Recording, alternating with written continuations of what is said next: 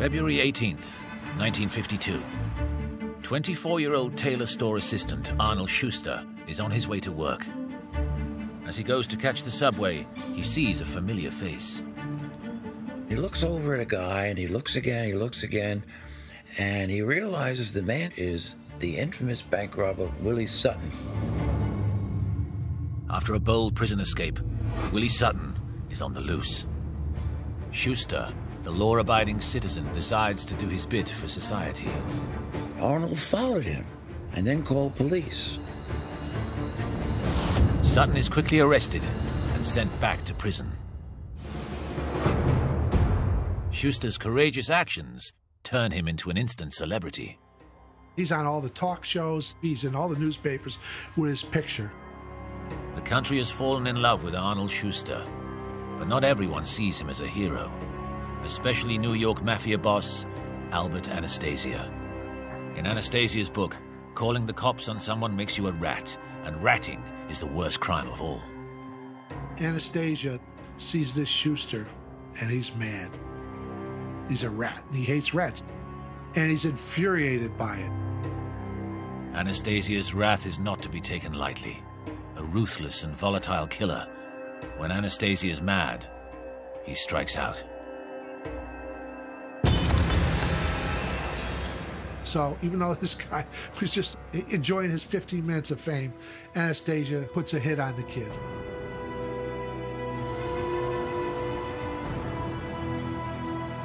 As the unsuspecting Schuster walks home from work, he is ambushed by a lone gunman.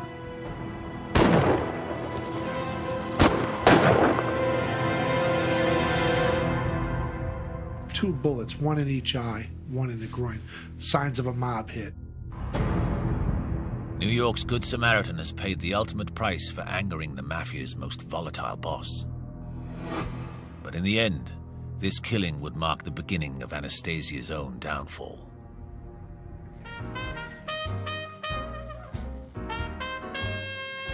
Albert Anastasia arrived in America 35 years earlier, working as a deckhand on an Italian merchant ship. Along with his two brothers, he sees a new life in New York. So he simply jumped ship and he went to work on the docks, like just about every other poor Italian immigrant. He quickly discovers that life on the Brooklyn docks is no fairy tale. The docks in the days when Anastasia first reached them were a deadly place and practically lawless. You saw men that walked around with the bailing hooks. These were the big hooks they used to lift cargo. A lot of personal arguments were settled by bailing hooks. And you could see a lot of men walking around with big scars on their faces where somebody had lit into them with a bailing hook. In no time at all, the strapping teenage Anastasia establishes himself as a feared figure in this violent arena. He was a strong guy. He had enormous hands for his size. They were like steel. If he hit you, you knew it wasn't unusual for one punch from him to break one of your bones.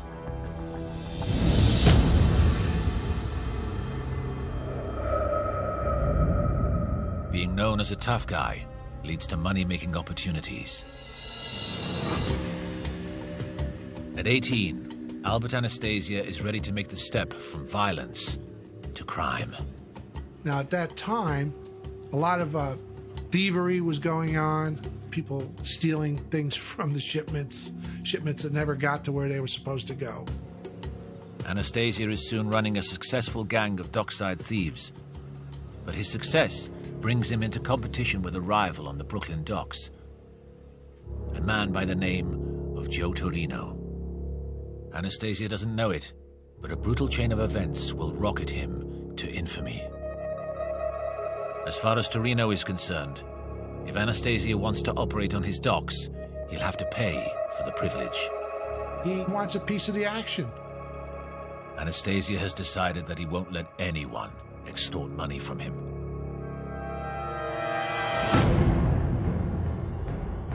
As the dispute turns physical, neither side will back down.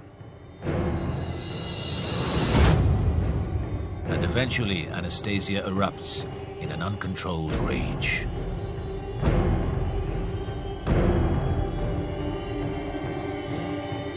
front of witnesses, Anastasia beats Torino to death.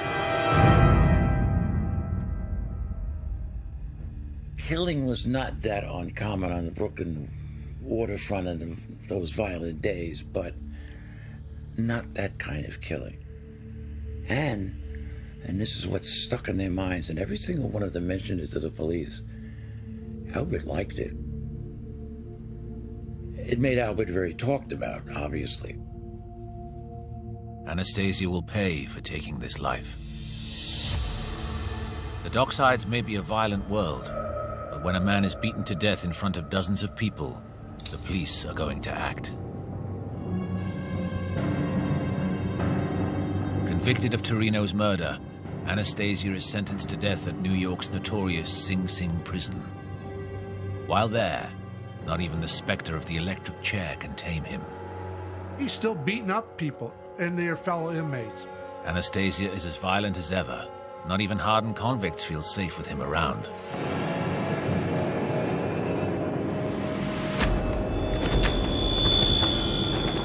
But for once, Anastasia's violent and vicious reputation will work to his advantage when one of his outbursts is noticed by a particular inmate.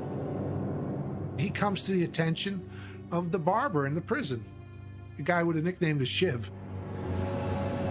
The Shiv is not just a barber. He's a scout for prolific criminal gangs that operate outside the prison, and Anastasia intrigues him. He kind of says, hey, this guy's got some potential. The Shiv believes Anastasia's skill set could be ideal for one client in particular.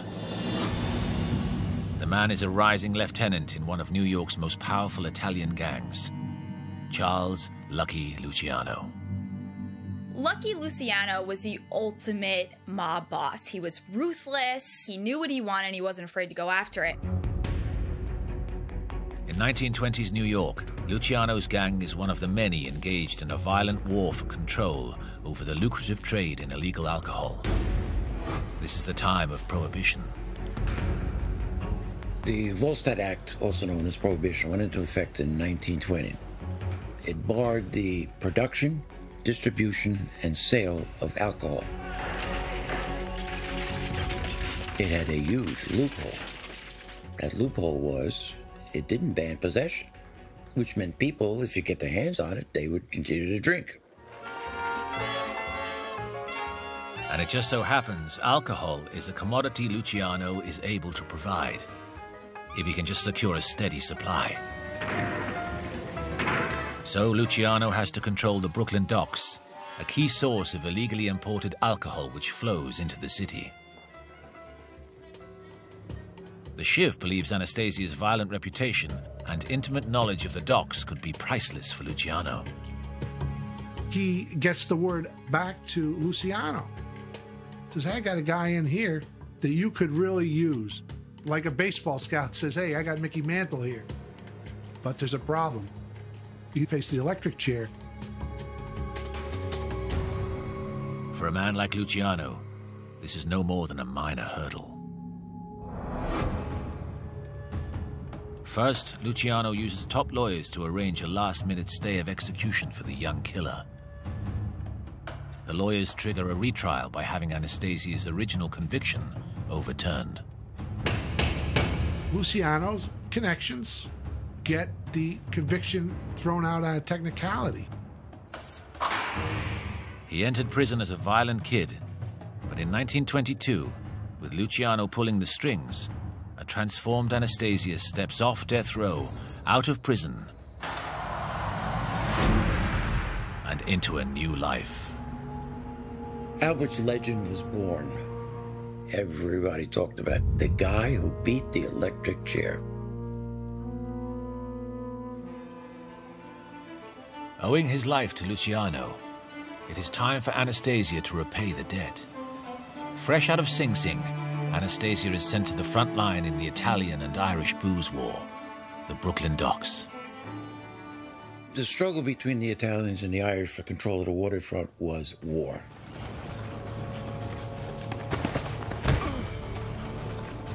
And I mean war.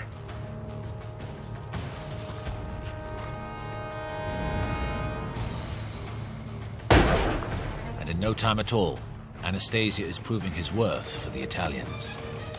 He was a very valuable soldier, and as everybody discovered very quickly, he's a psychopath. He'd kill you at the drop of a hat. If somebody said to him, go kill this guy, he'd say, okay. And he would kill him without any remorse whatsoever. Soon the Italians are securing control of the docks, and with the import of illegal booze into New York, all with the help of Anastasia. But Luciano can see a problem.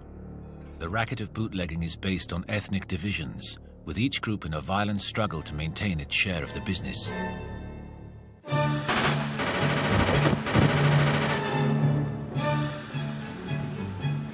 You've got this almost military-like conflict, which is just unprecedented and completely sort of freaking people out. With bodies littering the streets, the gang wars were becoming a scandal, drawing attention from the police and hitting profits. Luciano understood that violence was bad for business. Luciano envisions a better way. We're going to cooperate. I don't care that he's Jewish. He doesn't care if I'm Italian. Guess what? See this dollar bill here? Okay, does that look Jewish or Italian to you? We sit down, we organize on a business-like basis, we assign territories. Everybody is going to get well. Not all the bosses saw things Luciano's way. There was a generational split.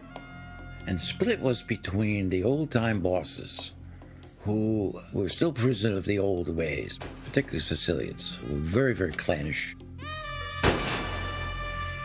If he can take charge, he can restructure these gangs into a truly organized business where everyone will benefit. And Luciano ultimately decided these old mustache beats have to go. For Luciano, the only way to do that is to take out the two leading bosses of New York. The first in line being Joe, the boss, Masseria. But he needs a trusted killer. He had to select 4 gunmen to do the job. Now, these gunmen had to be just exactly right. And one of them he selected was Albert Anastasia. April 15th, 1931. Luciano invites Joe Masseria to lunch at his favorite restaurant on Coney Island, New York's fairground. Masseria can't refuse. They had a nice lunch. They were sitting there playing cards. It was all very, very nice. And at a certain time, he looked at his watch and said, oh, I got to take a leak. And at that appointed moment, 4 gunmen burst into the restaurant.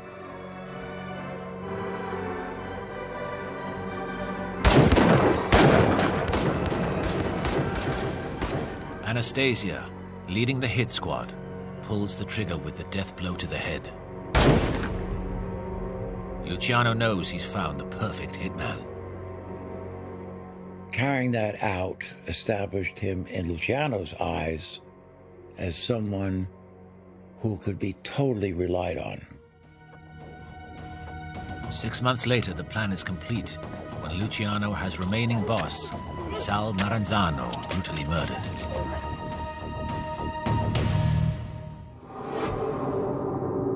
The coup d'etat complete, Luciano can now finally achieve a perfect criminal organization, and he knows exactly where Anastasia will fit in.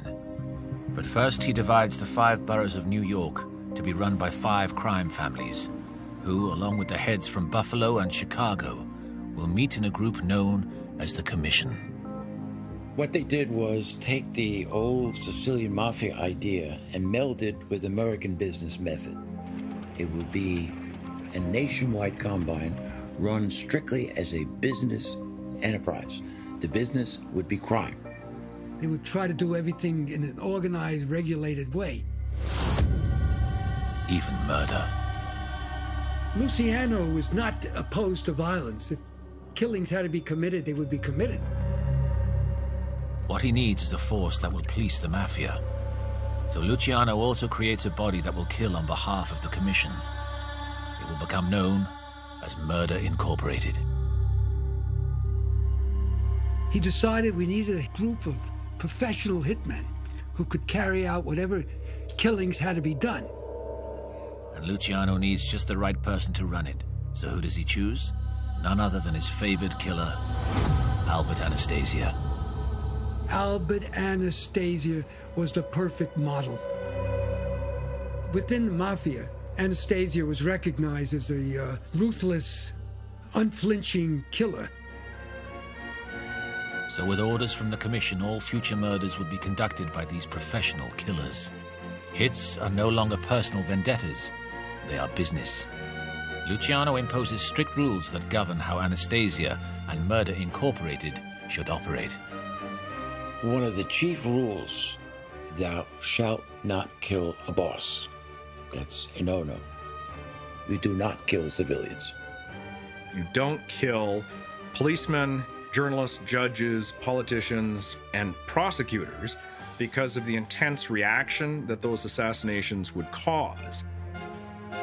With these rules in mind, Anastasia is now set to kill whoever Luciano tells him to.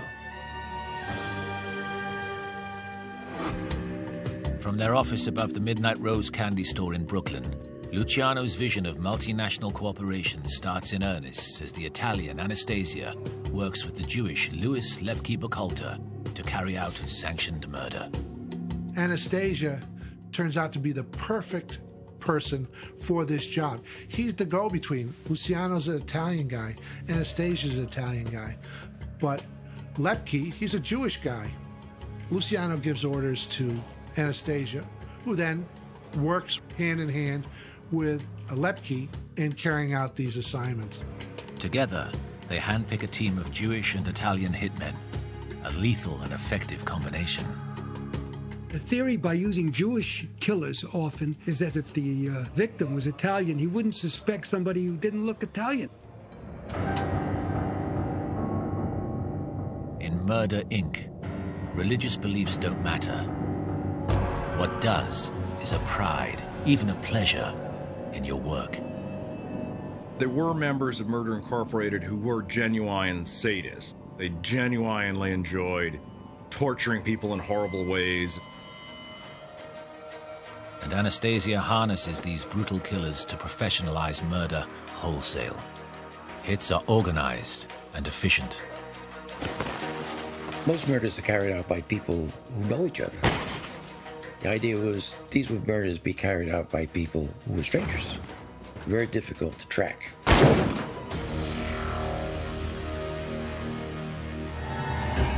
And with a new way of killing comes a whole new way of talking. A murder order was called a contract. Now, sometimes the body would be left around for what they call the advertising budget. Somebody who had stolen money, he'd be found with his hands cut off. Somebody who had talked too much, they have his tongue cut out. Albert Anastasia manages everything, but not one to take a back seat. Anastasia is a hands-on kind of leader. Anastasia could have probably just said, you know what, here you go, kill this guy. But he doesn't do that. He enjoys killing and taking part of it. And they say he was involved personally in 60 murders himself. He was a guy that just could go out and kill. No compunction about it.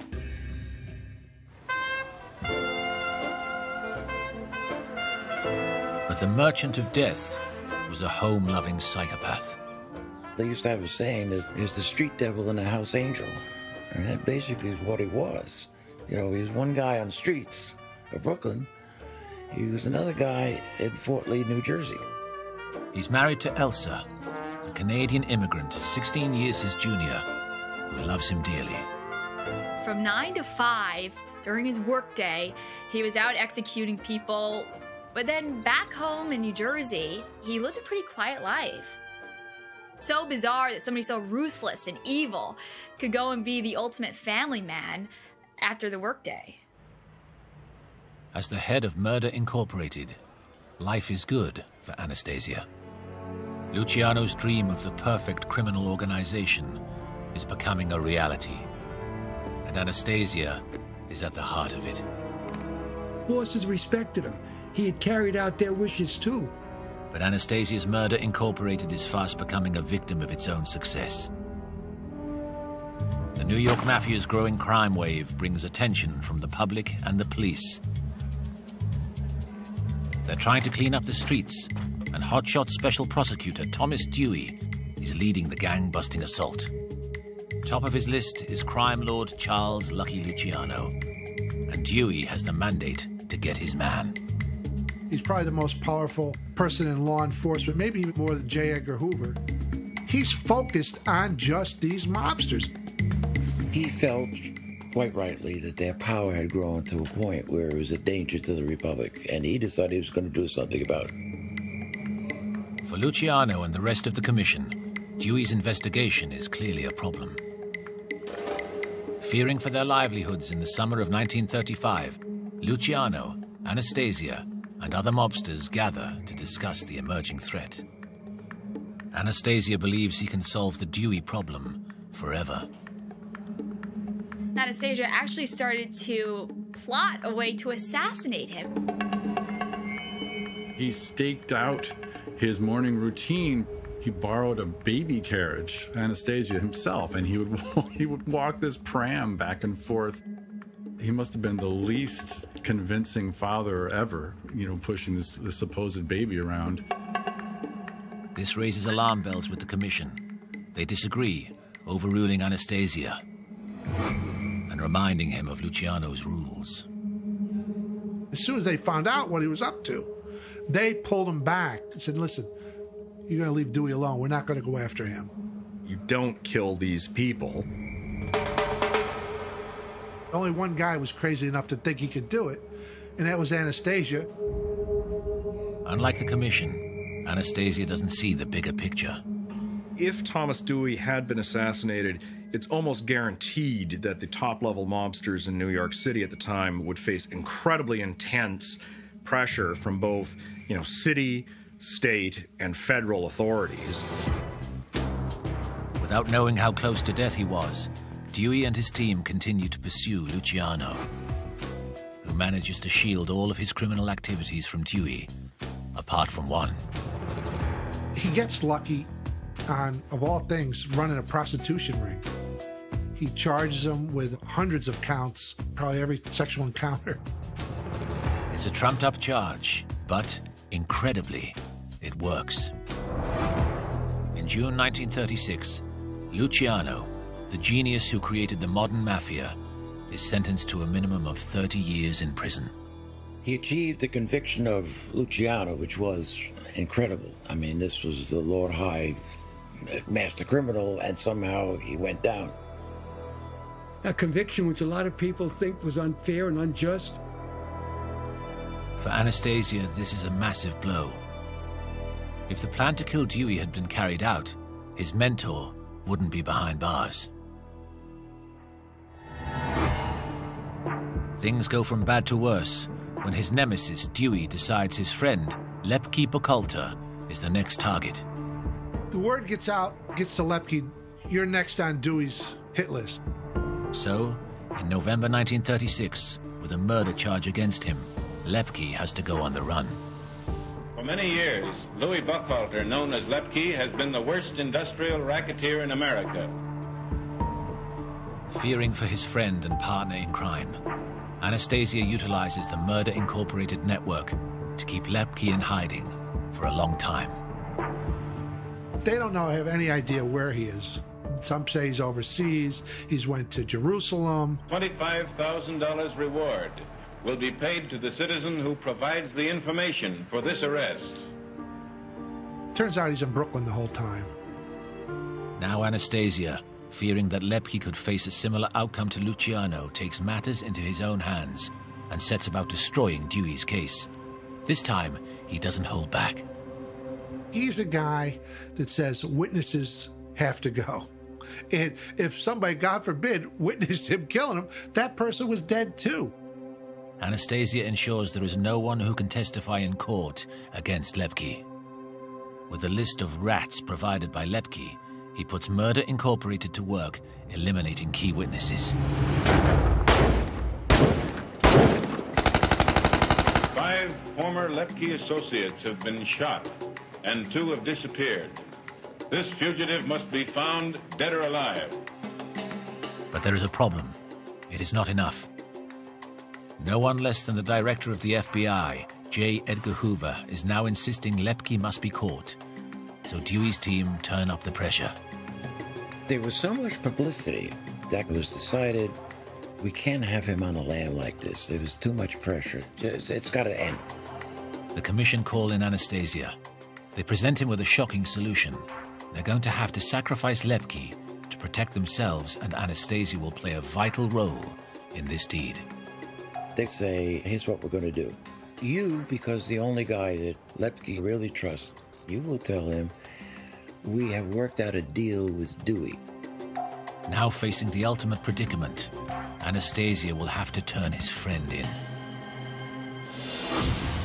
Acting on these orders, Anastasia meets with Lepke and convinces him that a deal is in place that will save him from the death penalty. Lepke believes him. Why not? He's worked with him side by side. He's given him orders, seen him kill people. He has no reason to believe that Anastasia's going to lie to him.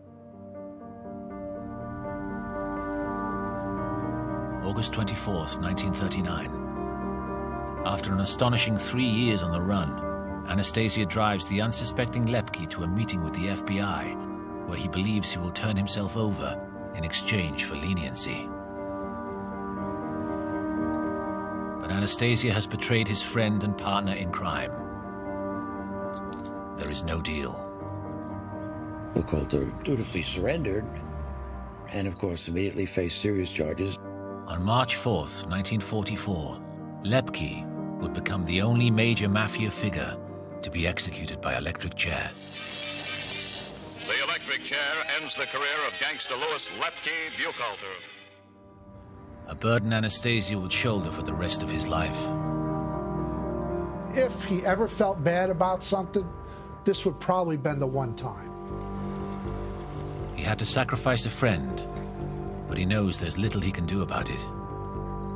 As Luciano once said, if you have to send your mother to the execution block, you do it. If it helps the organization. That's just the way it is. February 2nd, 1940. With Lepke Buchalter executed, Albert Anastasia stands alone as the head of Murder Incorporated. But there is a new problem. One of his best hitmen, Abe Kid Twist Reles, faces serious charges for a murder he committed in 1933. Authorities get the goods on him, and he decides it's time to talk. Reles knows everything that Murder Incorporated has done. He just proceeded to talk for 11 days. 63 murders that he had seen himself, many of which the cops had never even heard of. One by one, Reles rats on his former colleagues. He starts giving up a lot of gangsters. Eventually, he opens up about the man who runs Murder, Inc. He remembered a lot of details about one Albert Anastasia. Among the crimes Reles lays at Anastasia's door is the death of a Brooklyn dock official. He said, I know about Albert Anastasia personally strangling Peter Panto. Peter Panto was a union leader who Anastasia personally killed in 1939. Anastasia personally strangled him with his hands and then buried his corpse in a pit of quicklime. Kid Twist knows where the body is, and when detectives find Panto's remains, it is a grisly sight. With this evidence and more, prosecutors now have a rock-solid case against the man behind Murder Incorporated, Albert Anastasia. Reles was the star witness. He was going to put Albert Anastasia and all of Murder Incorporated away. So, like Lepke before him, Anastasia is forced to go into hiding. With star witness in hand, the authorities go after Anastasia. But he's nowhere to be seen. For the commission, the attention surrounding Anastasia presents a clear and present danger. It's one thing to have some of these other jabones from Murder Incorporated go away. It's another thing for somebody like Albert Anastasia. That's the problem. Anastasia knows too many of their dirty secrets and can't risk him being arrested. So now the commission have to step in and fix it for Anastasia. Kid Twist has to be prevented from testifying. November 12th, 1941. The Half Moon Hotel, Coney Island. With days to go before the trial, Abe Kid Twist Reles is in his own guarded room. That night, the police guard checks on him in his room, 3 a.m. in the morning. He's asleep.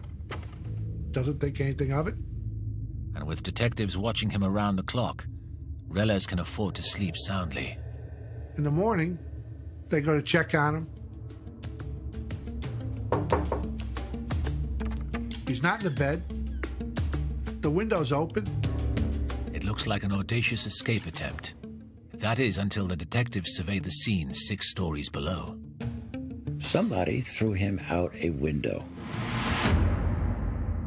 Kid Twist will no longer be testifying in any trials. Kid Twist got a new moniker. He became the canary who could sing but could not fly. With that, the case against Albert Anastasia went out the window. With his back against the wall, the commission has stepped in to save him. But times have changed for Anastasia. Even though Kid Twist never got to testify, Murder Inc. has suffered in the aftermath of Dewey's relentless campaign. 4 members of Murder Incorporated went to the electric chair. 2 of them became state's witnesses. So with Luciano behind bars, the commission disbands Murder Incorporated and relegates Anastasia to a lowly underboss position in New York's Mangano crime family. To Anastasia, this is a slap in the face. He felt that he was now ready to be king. He didn't want to be second in command or second banana. He's in no mood to run by the rules of the commission, and it doesn't take long for Anastasia to show how dangerous he can be. In no time, differences arise between Anastasia and his new boss Vincent Mangano and his younger brother Philip. He decided that Mangano was double-crossing him, wasn't cutting him in on enough of the profits. He may have been a little paranoid. He thought Mangano might be out to kill him. But not if Anastasia can help it. Anastasia then decides, I have a solution. I will kill Vincent Mangano, and I will kill his brother.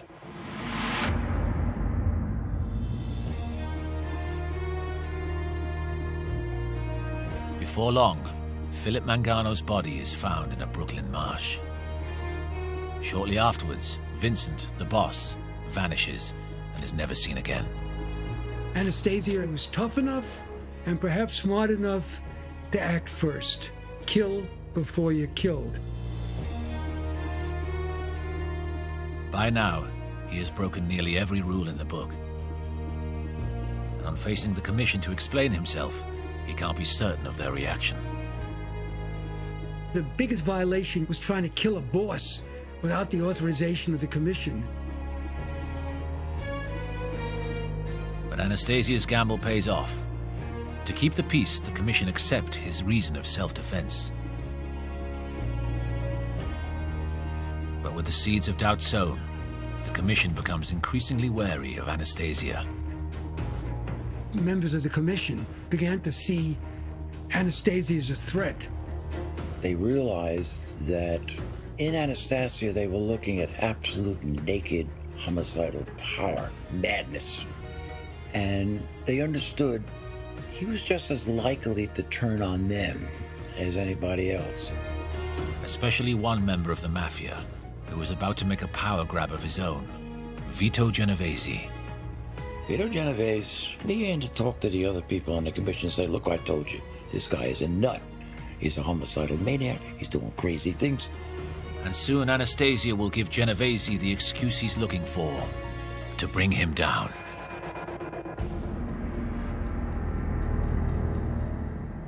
Albert Anastasia is at the height of his power.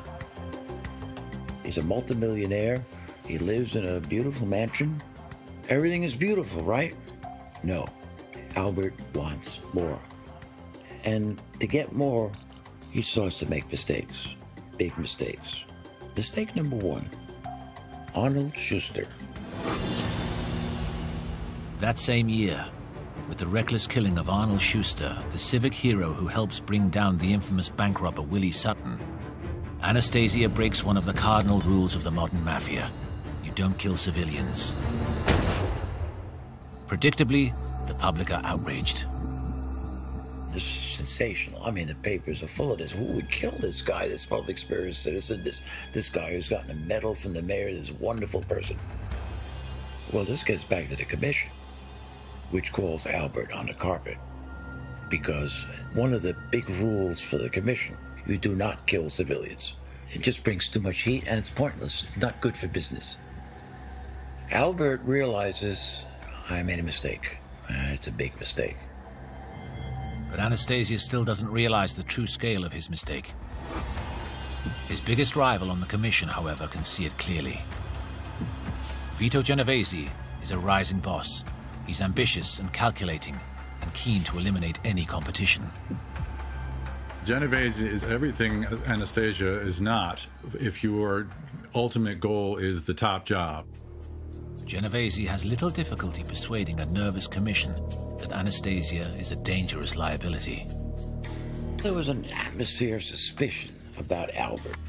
All Genovese needs is one more slip-up from Anastasia, and he doesn't have to wait too long. Anastasia, like most mob bosses, wants to expand his empire. Albert simply was not going to be satisfied unless he had more. And he has his eyes set on a piece of gambling mecca. Anastasia started hinting that he wanted to move into Cuba. He sent out signals that he was leading the top, most powerful, influential, and important family. But there is a problem. Cuba is already mafia territory. The lucrative gambling operations there are run by Meyer Lansky, one of the most powerful men in the world of organized crime. Lansky has opened several gambling casinos down there. He's in partnership with a guy named Santo Traficant, who's head of the Tampa Mafia. Everybody has got a little slice. It's very delicate. Now suddenly, here comes Anastasia like a bull in a china shop. Anastasia wants a piece of the action and won't take no for an answer. It's a bold move. He wants this. He wants a major slice. To actually find him meeting with Cuban officials, he's going to set up his own operation. His play in Havana seemed like a crazy move from the outside. Lansky and his partners warn Anastasia to keep out, but Anastasia, resentful and ambitious, is in no listening mood. Soon the dispute goes to the commission. They go to commission and say, you got this crazy man down here. He's going to upset everything. We've worked this out. Everybody's getting their slice. Everything is fine. And now suddenly this. What does he need Havana for? This is insanity. And they said, you're going to have to do something. This time, Anastasia has finally gone a step too far. It's all Genovese needs to convince the commission that Anastasia's time is up. I have told you repeatedly, and now you see what I meant. This guy has got to go. By throwing his weight around, and the very fear that he was a threat to them, any one of them, was enough for them to band together and put out a hit job on one Albert Anastasia. The man who ran the mafia's death squad is now a dead man walking. With the green light, Genovese puts the wheels of murder into motion. It's a classic move straight out of the movies. Genovese knows where Anastasia is vulnerable. October 25th, 1957, Grasso's barbershop, New York. Anastasia relaxes as he gets his daily shave and trim. He's so unworried that he doesn't even worry about having somebody with him while he's in this barber chair. His bodyguard is across the street getting breakfast. Suddenly, two armed men burst in and open fire. They hit him about 5 times, but they're not fatal shots at this point because he's moving now, and they're hitting him in the arm, shoulder, and stuff. Now he's disoriented. He's looking in the mirror. He's swinging at the mirror when the guys are behind him. And he's stumbling around. He trips down the ground. One of the gangsters comes up to him and puts the final shot right into his head. The guy who had lived by the gun now died by the gun.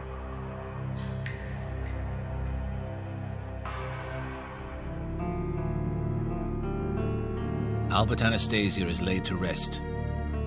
As a testament to his brutal character, only a handful of mourners attend his funeral. It really shows you where Anastasia was as far as his colleagues. None of them attended the funeral. It was his wife, some immediate family members, maybe a couple of associates, but for a guy that was the head of a crime family, there was nobody there. Anastasia's life as a whole characterizes the evolution of the mafia. If Albert Anastasia had any legacy, it was simply this. If you get a reputation as a violent, too ruthless boss, then you were going to be finished too. It was an era where they wanted more sophisticated, well-organized crime. No violent hits, no bodies.